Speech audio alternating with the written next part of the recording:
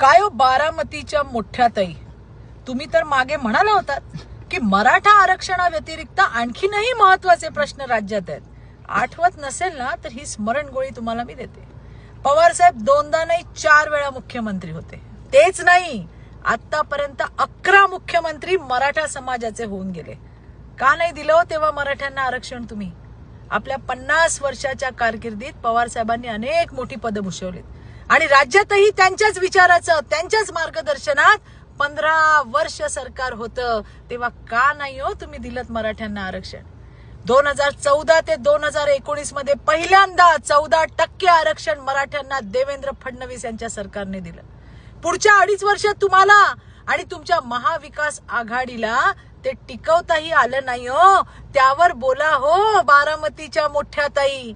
पुन्हा महायुतीचं सरकार आलं आणि मुख्यमंत्री एकनाथ शिंदेच्या नेतृत्वात पुन्हा एकदा 10% आरक्षण मराठा समाजाला दिलं. आणि मोठ्या ताई, तुमच्या सरकारने बंद केलेल्या अण्णासाहेब पाटील महामंडळाची पुनर्रचना सुद्धा 2014 ते 2019 मध्ये देवेंद्रजी मुख्यमंत्री असताना त्यांनी केली हो.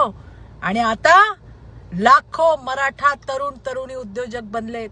13,000 कोटींचं कर्ज महामंडळाला देण्यात आलंय आणि त्यातील जवळपास 1,300 कोटींचा व्याज परतावा राज्य सरकारच्या माध्यमातून अण्णासाहेब पाटील महामंडळाला दिला गेला.